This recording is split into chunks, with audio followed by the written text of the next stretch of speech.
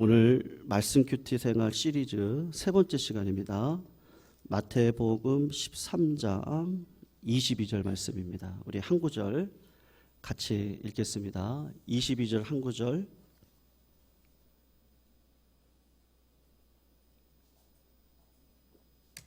같이 읽을까요? 시작. 가시떨기에 뿌려졌다는 것은 말씀을 들으나 세상의 염려와 재물의 유혹에 말씀이 막혀 결실하지 못하는 자요. 아멘. 겉으로 드러나는 현상을 볼 때 가시떨기에 떨어진 씨와 같은 교인은 길가나 돌밭과 같은 교인과는 현저히 다릅니다. 그러니까 오히려 가시떨기와 같은 교인은 어디와 더 가깝느냐 하면요, 예상과는 조금 다르게 옥토와 같은 교인들과 거의 비슷합니다. 그런데 옥토와 결정적인 차이가 뭐냐 하면 농부가 원하는 열매가 없다는 것이 가시떨기에 떨어진 씨와 같은 교인의 특징입니다. 그분들의 마음 가운데 두 가지 마음이 있거든요. 한 가지 마음은 하나님의 말씀을 사랑하고 믿음으로 살고자 하는 마음이 있고요. 또 한 가지 마음은 또 세상에 대한 염려, 물질에 대한 걱정, 그리고 명예, 권력, 일락에 대한 그런 것들을 추구하고자 하는 마음이 있습니다. 그런데 생각을 한번 해보시면요, 이런 마음들이 가시떨기에게만 있는 것이 아니고 옥토에도 있습니다. 여러분, 옥토에 떨어진 씨와 같은 교인들에게 세상에 염려가 없습니까? 있습니다. 재물에 대한 욕심이 없나요? 있습니다. 욕심도 있고 일락을 향한 마음도 있습니다. 가시떨기든 옥토든 그런 염려와 걱정을 가지고 어떻게 살아갈까? 이건 똑같이 있는데 다만 차이가 뭐냐? 가시떨기에 떨어진 씨와 같은 교인들은 세상의 염려, 재물의 욕심, 일락을 추구하고자 하는 마음이 하나님의 말씀을 지키려고 하는 마음보다 훨씬 더 큽니다. 그래서 하나님의 말씀이 세력을 얻어 나를 하나님의 자녀로 끌고 가는 일에 이 세상에 추구하고자 하는 마음이 그 말씀을 다 막아버리는 것이죠. 말씀을 배반하거나 교회를 떠나거나 신앙을 버리지는 않고 오히려 겉으로 보기에는 옥토와 같이 경건하고 신앙이 좋은 사람인데 한 가지 차이점이 뭐냐?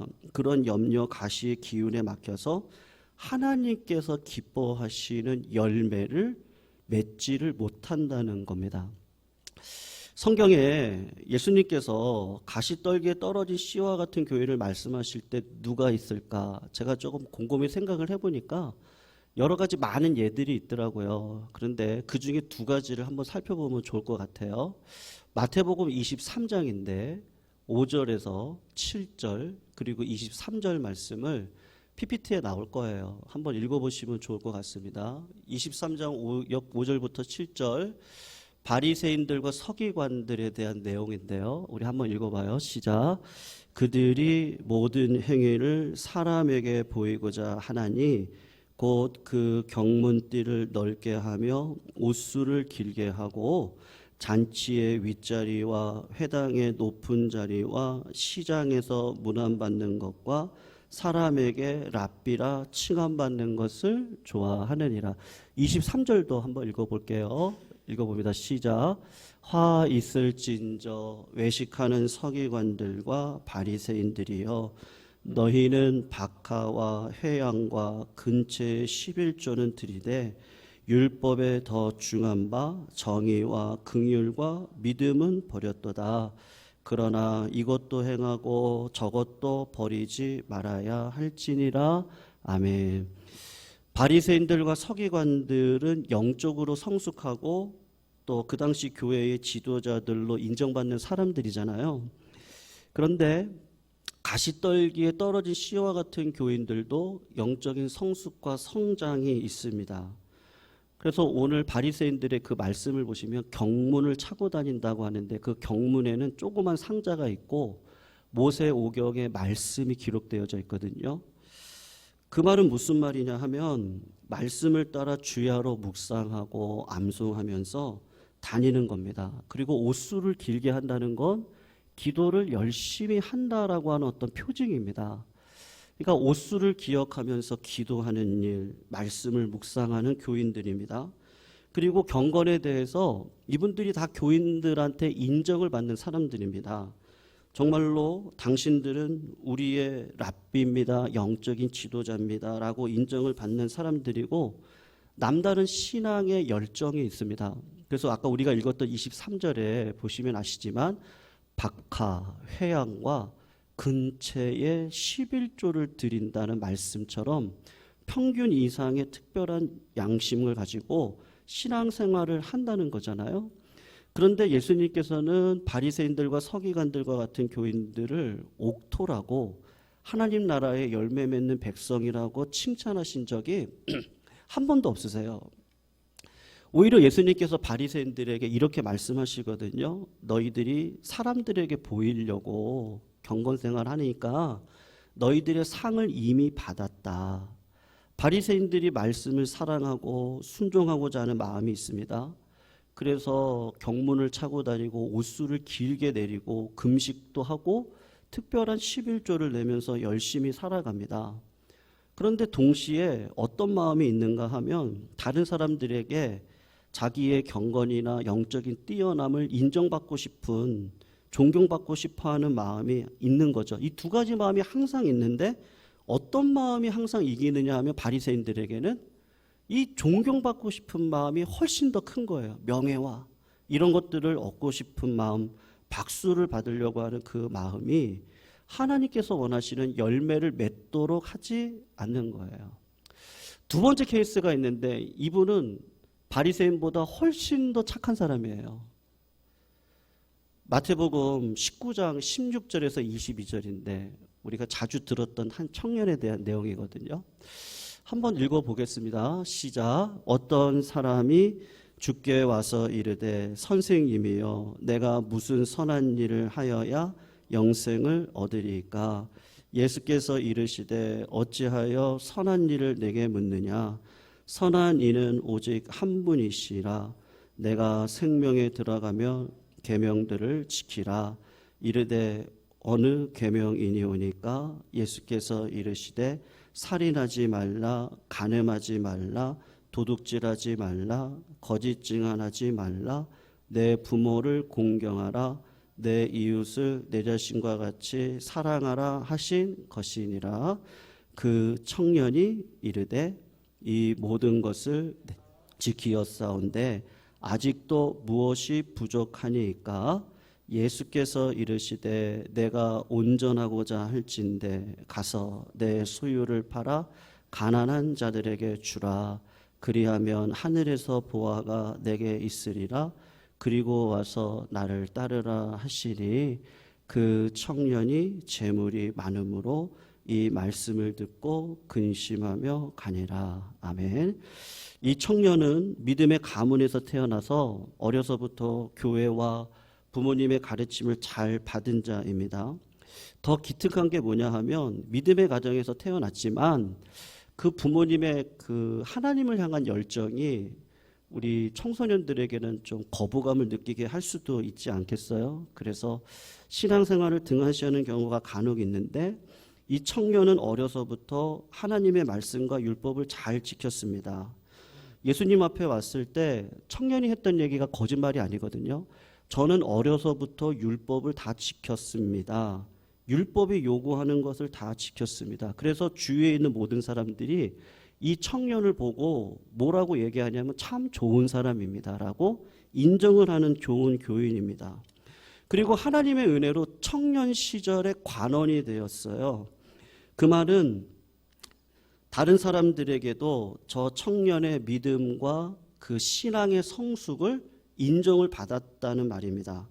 그런데 더 기특한 것이 무엇이냐 하면 신앙생활과 경건에 힘쓰고 주위의 모든 사람들이 인정하는데도 이 청년의 마음 가운데 또 어떤 착한 마음이 있냐 하면 하나님을 향한 열심과 겸손한 마음이 항상 이 청년의 마음 가운데 있습니다. 마음이 교만하지도 않고 영적으로 가난하고 겸손합니다. 예수님에 관한 소문을 들었을 때 바리새인들처럼 예수님을 무시하지 않습니다. 예수님을 오히려 찾아와서 도대체 영생을 얻고자 하는데 제가 어떻게 해야 영생을 얻을 수 있을까요? 라고 하는 가난한 마음도 있습니다. 그래서 주님 앞에 왔을 때 무릎을 꿇었다고 이야기를 하거든요. 마가복음에 보면 그런 청년이에요. 이 정도면 괜찮은 사람 아닙니까? 그래서 주님이 뭐라고 얘기하냐면 주님이 그 청년을 보시면서 사랑하여 가라사대, 그 청년을 주님이 사랑한다. 정말로 사랑할 만한 신앙인입니다. 그래서 예수님께서 이 청년이 은혜를 더 구하는구나.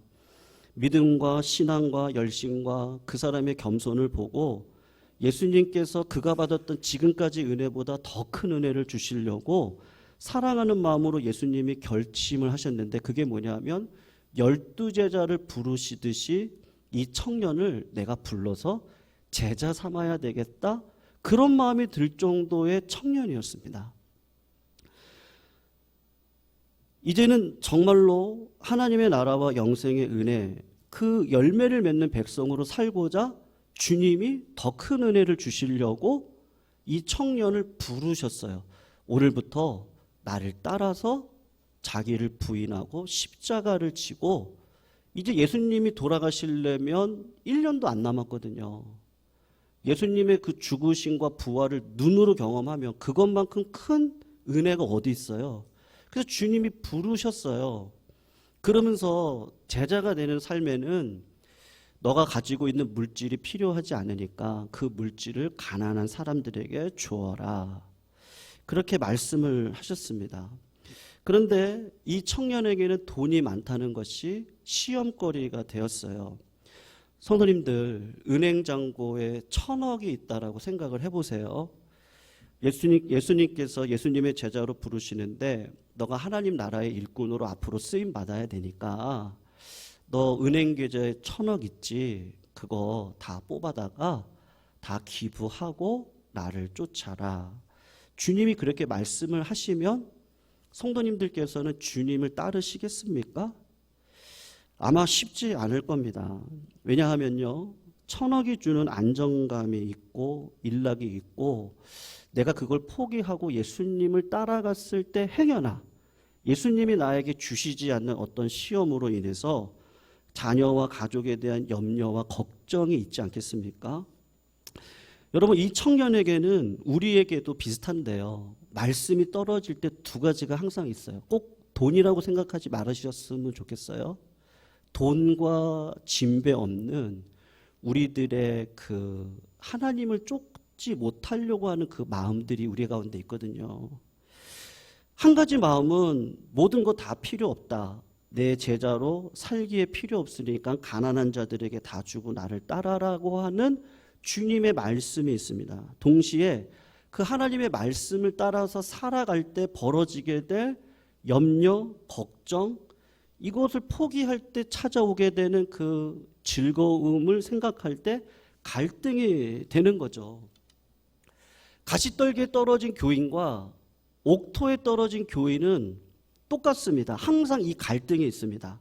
항상 있는데 부자 청년은 이 갈등 속에서 재물에 대한 욕심이나 염려를 포기했을 때 당해야 될 걱정으로 인해서 예수님의 말씀이 이렇게 세력을 마음 가운데 못 얻는 거예요. 여러분, 예수님을 배반했습니까? 이 부자 청년이요? 배반하지 않았어요. 그냥 예수님의 말씀이 있으니까 이 청년이 갈 때 근심하면서 갑니다. 내가 이렇게 하면 안 되는데 근심하면서 가거든요. 그런데 옥토와 다르게 결정적인 특징이 있어요. 그게 뭐죠? 하나님이 보실 때 열매가 있어요, 없어요? 있습니까, 없습니까? 없어요. 염려와 걱정과 일락을 포기하는 것에 대한 두려움 때문에 이제 공생에 1년도 남지 않은 예수님과 함께 걸어가자고 하는 예수님의 말씀을 받아들이지 못하고 세상의 일락을 택하게 됩니다. 한 사람이 두 주인을 섬길 수 없습니다. 주님이 이야기하면서 먼저 된 자가 나중 됩니다. 가시떨기에 떨어진 자가 바로 이와 같습니다. 주님이 그런 이야기를 하시거든요. 여러분 꼭 기억하셔야 될 것이 있는데 옥토와 같은 구원에 이르는 참 믿음을 가진 신자는 이런 염려나 걱정이나 욕심이 전혀 없다 이게 아니고 항상 싸움을 하고 있습니다. 그런데 옥토와 같은 교회는 그런 싸움 가운데 결국은 최종적으로 열매를 맺습니다. 참고 견디고 부인하고 말씀을 복종하면서 하나님께서 보실 때 합당한 열매를 맺어요. 그런데 가시떨기와 같은 교회는 똑같아요. 갈등과 염려가 있고 일락에 대한 그런 욕망이 있습니다. 그런데 마음 가운데 이러면 안 되지라고 하는 마음도 있어요. 후회하는 마음도 있어요. 그런데 근심하면서 부자 청년이 예수님을 떠나듯이 우리도 주님을 떠나는 인생을 살아갈 수 있는 거죠. 사도행전 19장을 보면 에베소 교회에 대한 기록이 나옵니다. 이 교회가 옥토와 같은 교회라고 설명이 되어지는데 예수님을 믿는 사람들이 많이 와서 죄를 자백하고 그들이 잘못한 걸 고백하고 믿지 않았을 때 마술을 행했던 많은 사람들이 예수 믿고 난 다음에 하나님께서 말씀을 딱 주시는데 마술을 가르치는 책을 모아가지고 다 불태워버려야 되겠다라는 마음을 가지게 되었습니다. 그 불살랐던 책이 5만 달란트거든요. 은으로. 은 한 달란트가 한 10만 원 정도, 12만 원 정도 되거든요. 그러니까 5만 달란트면 한 50억 정도 되는 책의 값입니다. 그들이 불살랐던 한 50억에 대한 책들을 불살랐습니다. 예수님을 믿기 전에는 마술을 의지했어요. 그 마술을 의지해서 행복하고 형통하게 살아가고 있었는데 예수님을 믿고 난 다음에 말씀이 자꾸 그 뿌리가 내 마음을 쳐요. 그리고 이제는 그걸로 살아갈 수 없다라는 것을 자꾸 하나님이 나한테 말씀으로 자꾸 치십니다. 그래서 점쟁이나 무당의 말을 듣고 살아가는 것을 하나님이 미워하시는구나. 그렇다면 비싸게 준 책이라고 할지라도 이건 태워버려야 되겠다. 하나님의 말씀이 딱 들어갔을 때 하나님을 믿는 믿음 안에서 사는 것하고 마술책을 보는 것이 함께 할 수 없다라는 걸 알고 하나님 앞에 합당한 열매를 맺고자 실제 행위로 어떻게 드러나요? 마술책을 50억이에요. 그걸 불살라버려요. 열매는 드러나게 되어져 있습니다. 열매 맺는 백성으로 사는가 안 사는가 고민할 필요가 없습니다. 왜냐하면 하나님의 말씀이 내 안에 있고 있는 말씀이 내 삶에 실제적으로 드러나고 구체적으로 마술책을 불살르든지 구체적으로 하나님의 나라를 구하는 행동이 있으셔야 되는데 그게 없으면 뭐예요? 열매가 없는 겁니다.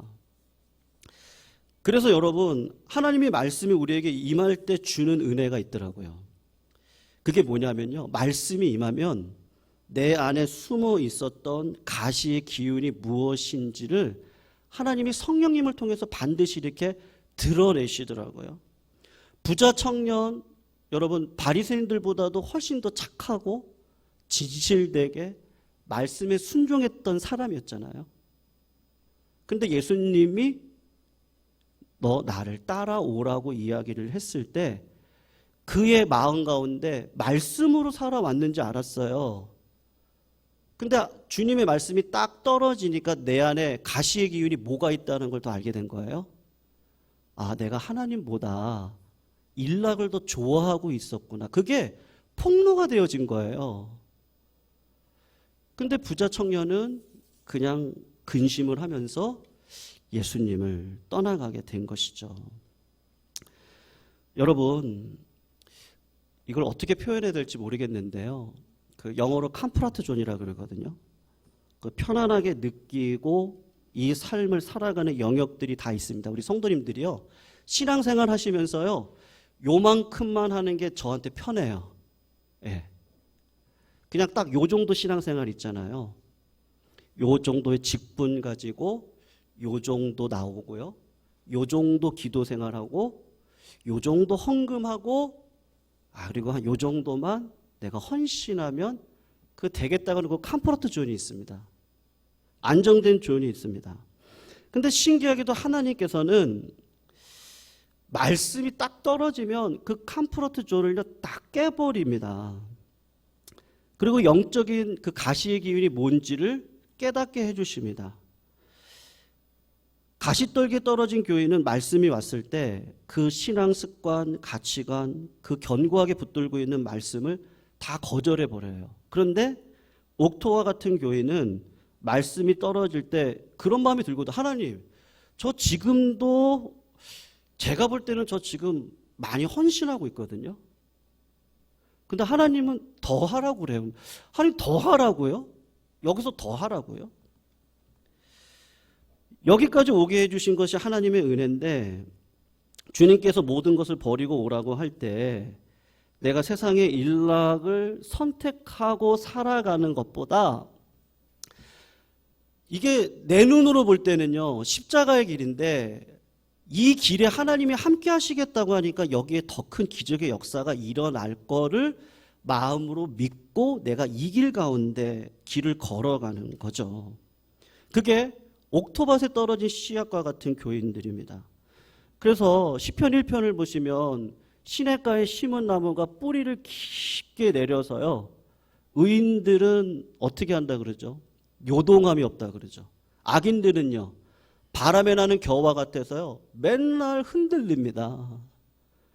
그리고 의인의 특징이 뭐라 그래요? 말씀을 묵상함으로 시절을 쫓아 과실을 맺는 인생을 살아가는 거죠.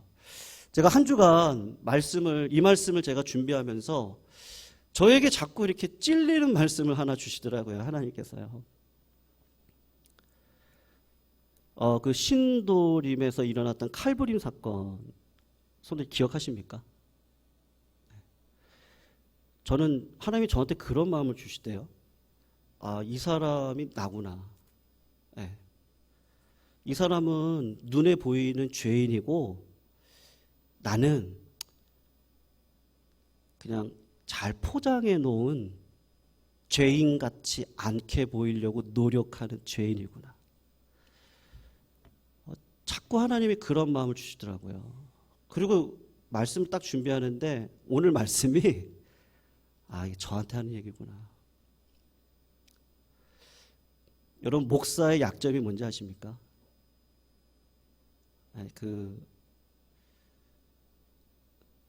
말을요 올바른 말이죠. 목사들이 뭐 나쁜 말 하겠어요?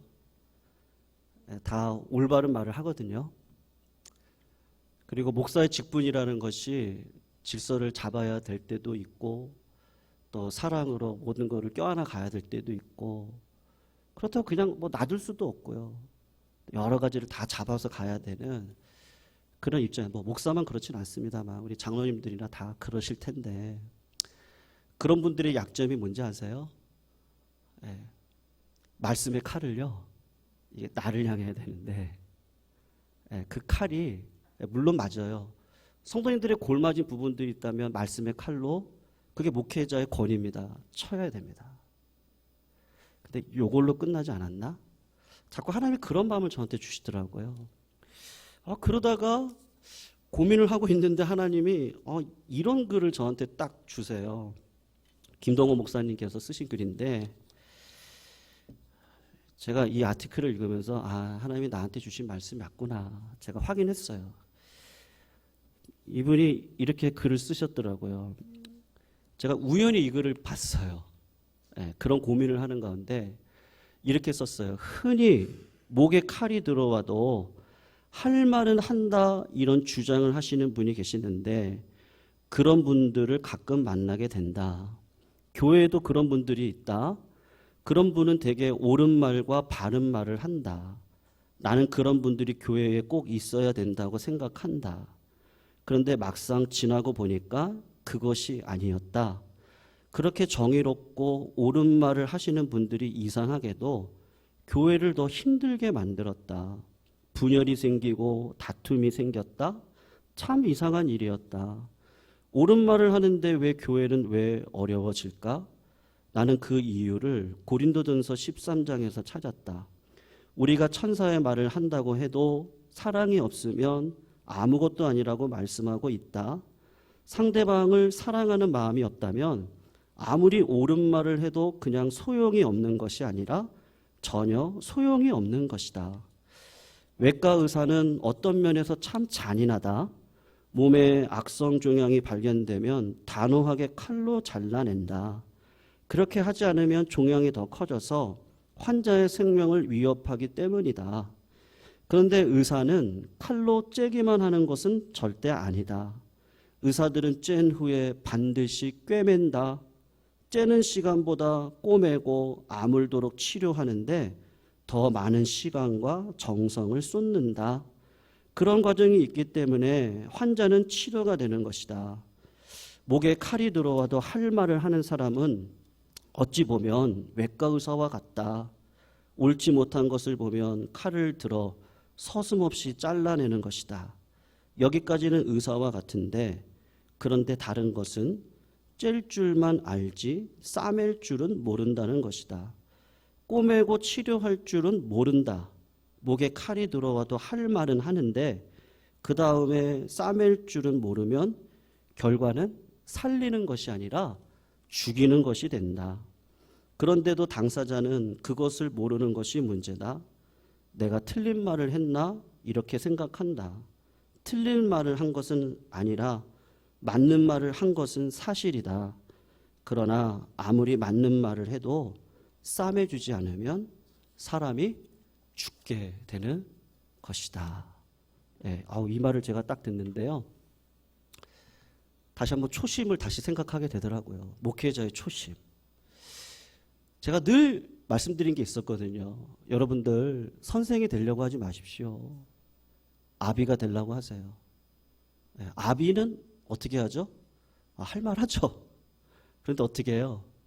끝까지 껴안죠. 같이 가려고 해요. 네. 그 신도림역의 그 살인자가 저에게는 누구를 미워하는 자는 살인한 자와 같다. 음욕을 품는 자는 간음한 자와 같다. 제가 살인을 행하고 있는 사람이라고 자꾸 말씀을 읽는데요. 내 안에 있는 가시기운을 이렇게 확 드러내시는 거예요. 여러분, 우리가 어떻게 여기까지 오셨어요? 생각해 보십시오. 원수를 예수님 옆에 딱 갖다 놔 보세요. 예수님은 어떻게 하셨어요? 유다도 끝까지 사랑하셨고 베드로도 끝까지 사랑하셨어요. 유다에게 절대 나쁜 말 하지 않으셨어요. 가르치셨어요. 야, 너 그렇게 하면 안 돼. 그리고 알려주셨어요. 이 떡을 가져가는 자가 나를 팔 자야. 무슨 말이죠? 너 회개해. 유다를 끝까지 사랑하셨어요. 이 나쁜 놈아, 너 배신하냐? 너 그럴 수 있냐? 그러지 않으셨어요. 베드로에게 찾아오셔서도 그렇게 하지 않으셨어요. 네가 나를 사랑하니? 네가 나를 사랑하니? 내가 너를 위해 기도한다. 마귀가 너를 밀가부르듯이 너를 잡아서 악한 종으로 쓰려고 하는데 나는 너를 위해서 기도한다. 주님은 죽을 자를 앞에다 세워놓으면 그 죽을 자를 위해서 주님이 어떻게 하셨죠? 대신 십자가를 지셨거든요. 싸매어 주셨거든요. 우리 주님은.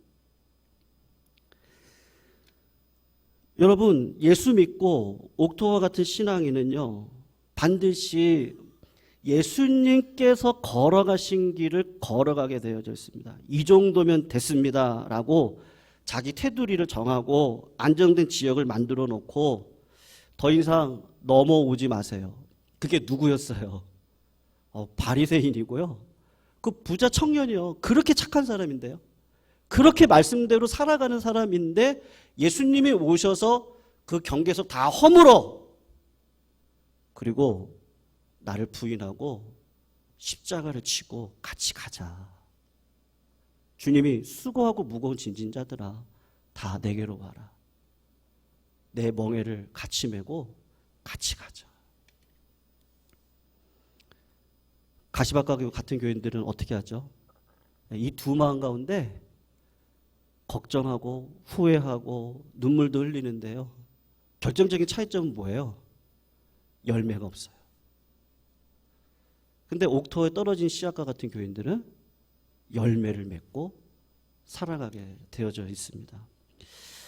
성도님들, 오늘도 겸손히 하나님께 기도하면서 말씀을 통해 내 안에 있는 가시의 기운이 무엇인지 보여달라고 꼭 기도하시기를 주님의 이름으로 축원합니다.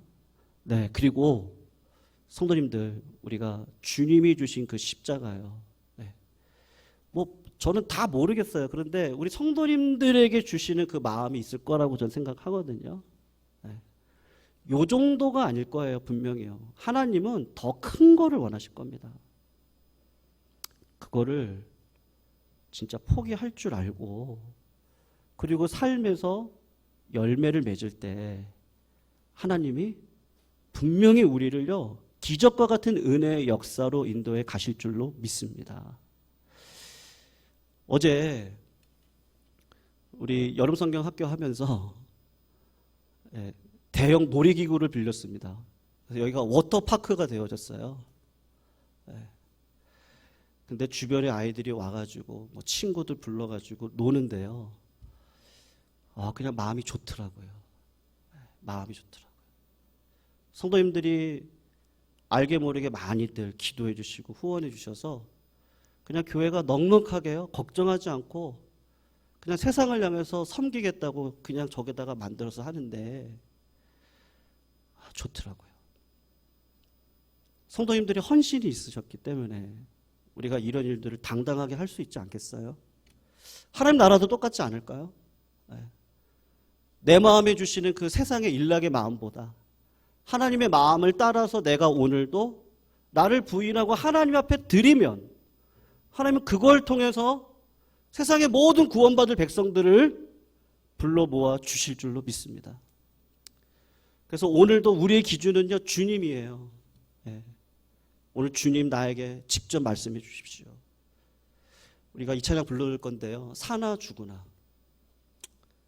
주님의 것입니다. 내가요, 살아도 주를 위해서 살고 죽어도 주를 위해서 살아야 되겠는데요, 우리가 혹시 바리새인 같지 않았을까요? 그냥 보이려고요. 나는 내 이미지로 나는 이런 사람입니다. 아니면 나의 나름대로 열심히 신앙생활을 했는데 막상 주님이 나한테 말씀하시는데 오히려 주님을 쫓지 않고 근심하며 다시 교회로 돌아가고 있는 그런 열매 없는 인생을 살아가면 어떡하겠어요? 그래서 우리 성도님들 오늘 이 찬양 부르시면서 진짜 우리가요, 그런 열매 맺는 우리 성도님들이 다 되시기를 축원합니다. 네, 그래서 우리 교회가 하나님 앞에 귀하게 쓰임 받을 수 있는 진짜 열매를 올려드릴 수 있는 교회 되면요, 하나님이 못하실 일이 뭐가 있겠습니까? 우리 같이 한번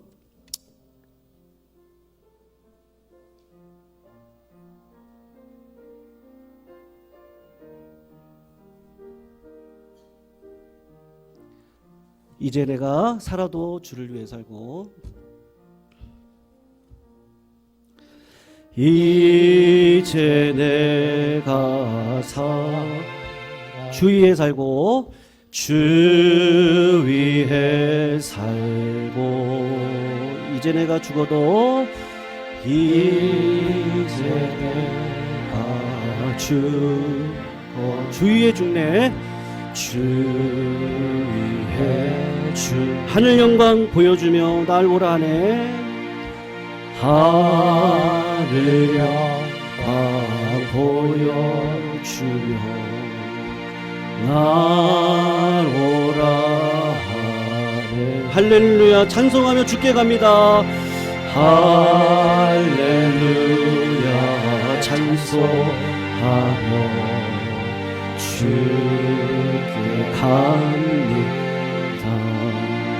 처음부터 한번 더 할까요? 이제 내가 살아도 주 위에 살고 이제 내가 죽어도 주의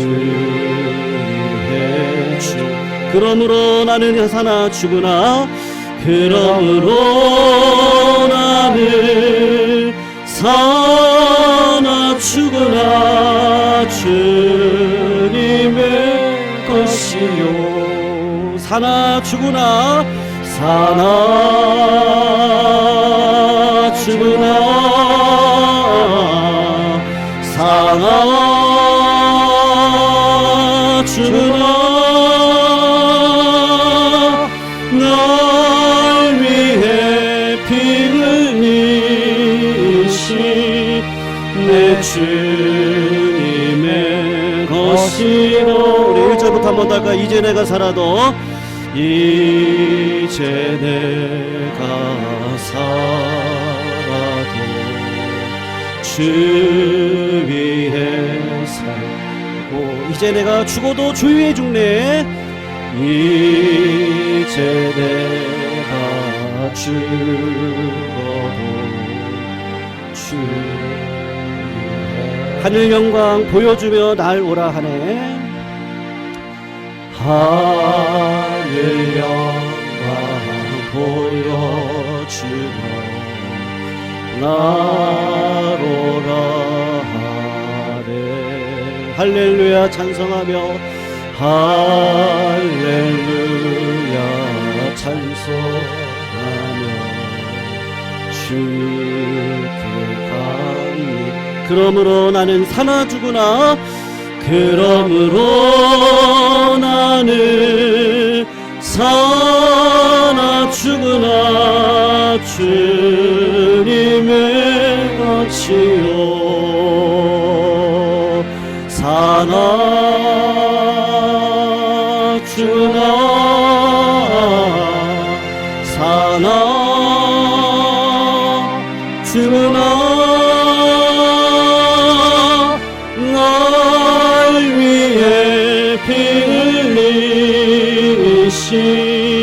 내 주. 2절로 우리 한번 할까요? 이제 내가 떠나도 저 천국을 가고 이제 내가 있어도 주 위에 있네. 이제 내가 떠나도 저 천국 가고 이제 내가 있어도 주 위에 있네. 이제 내가 있어도 주 위에. 이제 우리 찬송하며 나는 가겠네. 이제 예수 찬송하 나는 가겠네. 나는 가게. 천군 천사 나팔 불며 나 마중 나오네. 천군 천사 나팔 불며 마중 나오. 그러므로 나는 사나 죽으나 주님의 것이요. 그러므로 나는 사나 죽으나 주님의 것이요. 사나 죽으나 사나 죽으나 사나 죽으나 날 위해 피 흘리신 내 주님의 것이. 그러므로 나는 사나 죽으나 그러므로 나는 사나 죽으나 주님의 것이요. 사나 죽으나 사나 죽으나 날 위해 피 흘리신 내 주님의 것이요. 그러므로 나는 사나 죽으나 주님의 것이요. 것이요 사나 죽으나 사나 죽으나 날 위해 피 흘리신 내 주님의 것이요. 어제 우리 아이들이 그런 얘기 하더라고요. 지금까지 교회 생활하면서요 제일 행복했어요.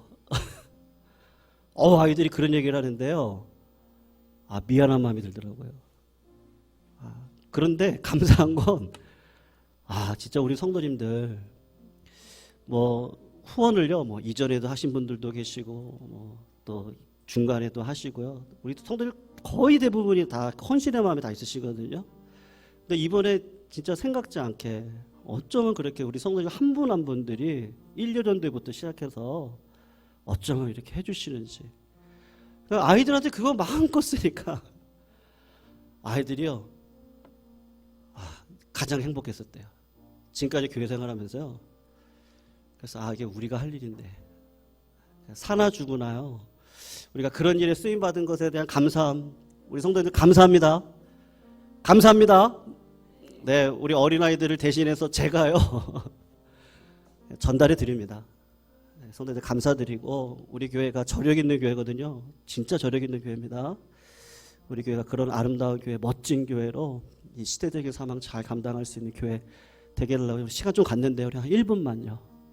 우리 어린아이들 위해서 같이 한번 기도해 주시면 좋겠어요. 우리 어린아이들 잘 신앙생활 감당할 수 있도록 우리의 사랑이 그들에게 흘러들어가 그 받은 사랑을 세상에 흘려보낼 수 있는 믿음의 아이들로 잘 성장할 수 있도록 우리 1분만 같이 기도하시고 제가 기도하고 축도하고 마치도록 하겠습니다. 하나님 아버지 감사합니다. 사나 죽으나 다 주님의 것이고 주님의 은혜 가운데 살아가고 주님의 뜻 가운데 있는 줄로 압니다.